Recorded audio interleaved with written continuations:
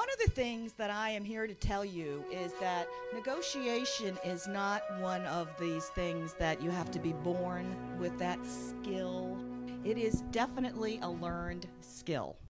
If you are in a mindset that underestimates what you can do, that oozes out.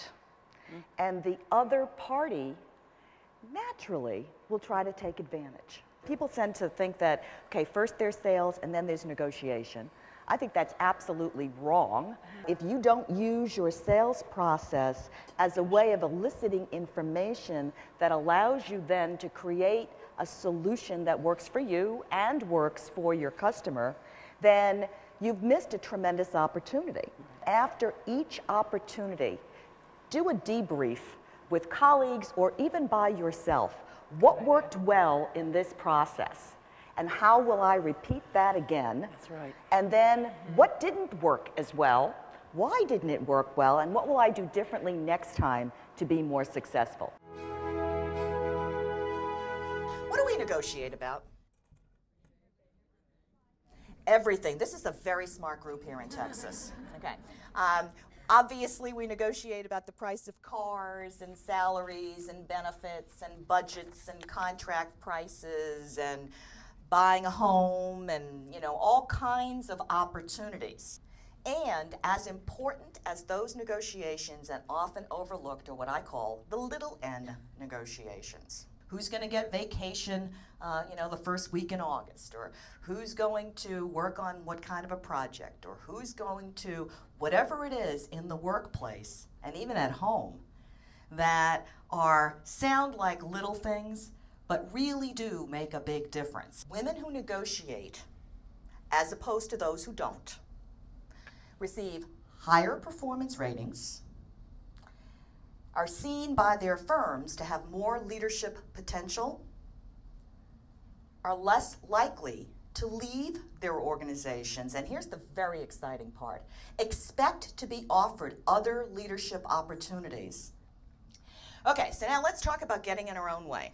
Part of the issue is that, of course, people bring personal baggage to negotiations and to everything else that we do.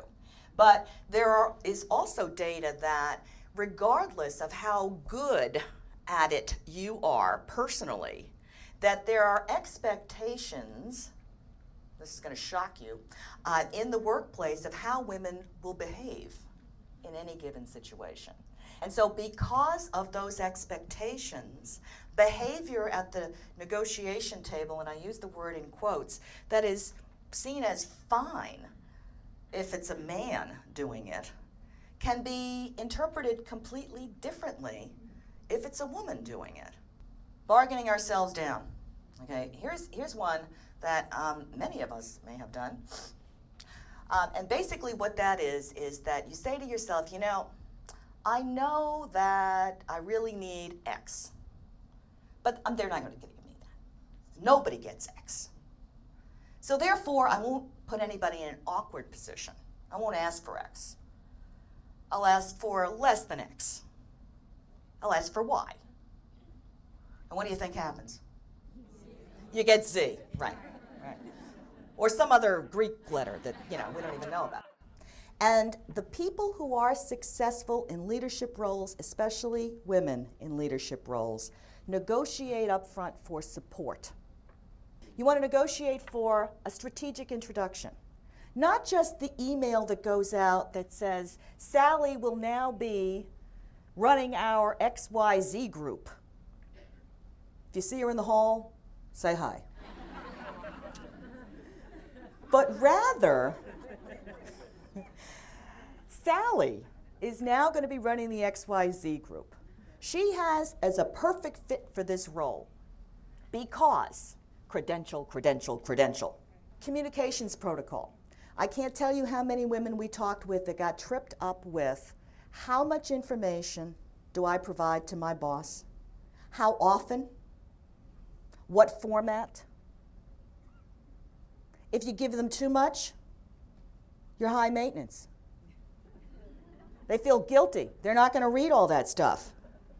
If you give them too little, You're not a good communicator. And clearly, I'm sure we're all committed to coaching and to development of people, and yet there'll come a point, in some cases, where you basically run into an uncoachable. And uncoachables need to be redeployed, if you get my drift. You will definitely be in a situation where if you sit down ahead of time, you can absolutely anticipate what the other person is going to say. And if you can anticipate, you can plan a response. Do not put yourself in these, what I call a V8 moment, okay, where you walk away and you say, oh, I should have said. You can plan so that you are relaxed and you are as prepared as you can be for the challenges that are inevitably going to come. Thank you. Thank you.